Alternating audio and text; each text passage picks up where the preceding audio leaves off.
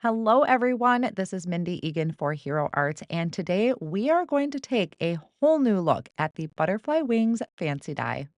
Now, the Butterfly Wings Fancy Die is actually meant to cut into your paper, and I will show you an example of that in just a bit. But there's a few different designs on here. We have a butterfly wing in the typical butterfly design, and there are two other ones that give it more of a floral look and also one with rainbows. So off screen, I die cut this original wing from white cardstock and black glitter cardstock.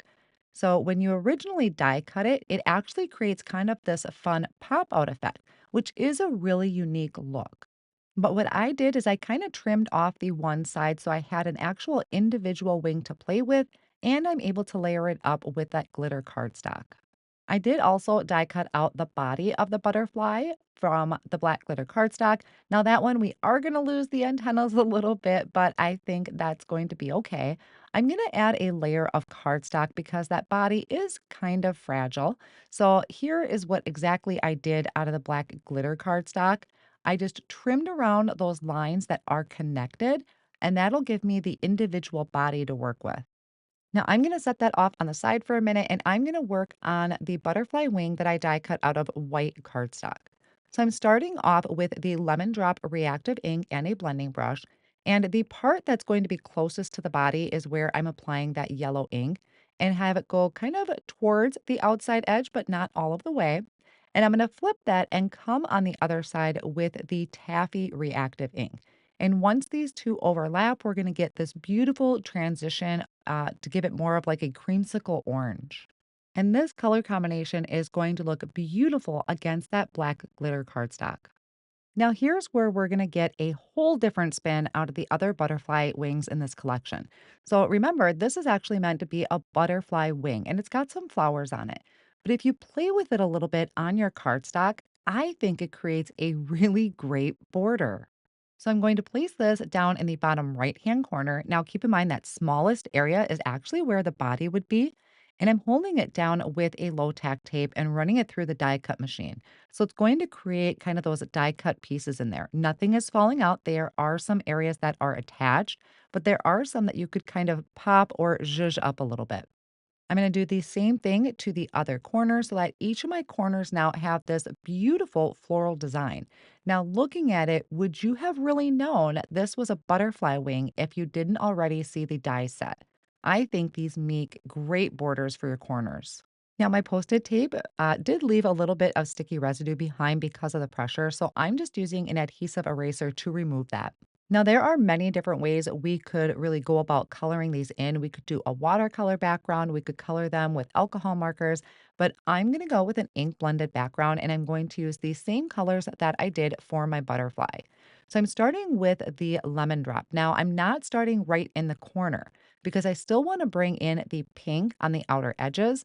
And if I start with yellow right away in the corner, it's going to jump right to orange. I'm not going to see the transition. So I kind of went more over the flower area, the floral area, and added that yellow.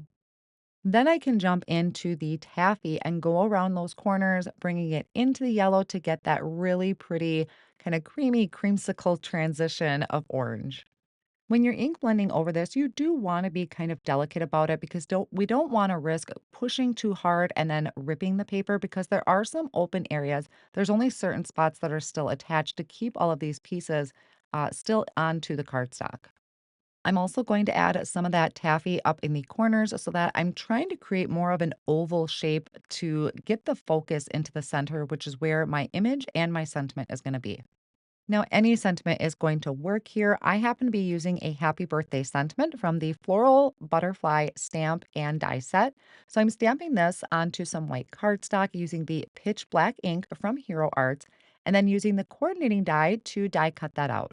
I'm also going to use up the rest of that scratch paper and die cut out that sentiment two more times so that I can layer it together with the precision glue to build the dimension.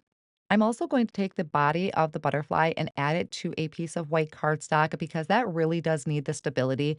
The area that's connecting the head and the body is pretty delicate. It's pretty thin. So I layered it with cardstock, but my white cardstock piece was showing on the outer edges. And here is a little trick for you is I am going to take a black alcohol marker and go around my butterfly body with that black marker so that you're really not going to see it against that black glitter cardstock. Then I can just take some of that liquid glue, add it right to the area on the left-hand side, and then add my body on there. I'm going to give my butterfly wings a little bit of separation, so I'm adding some thin foam squares behind the ink blended wing, and then I'm going to add that over the top of the black glitter cardstock wing. I'm also going to just apply a little bit of that liquid glue to the back of the foam squares. I find that black glitter cardstock, it just adheres better when you're using liquid glue.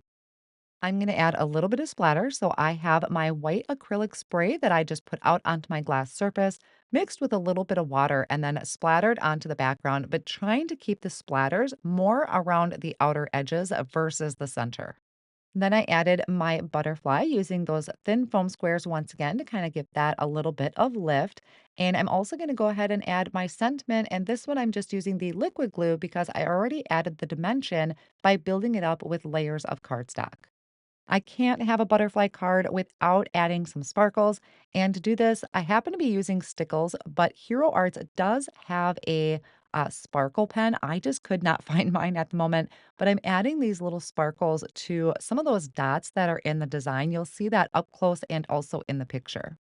And how fun is this that we were able to take that other butterfly wing from the florals and turn it into a border for our corners?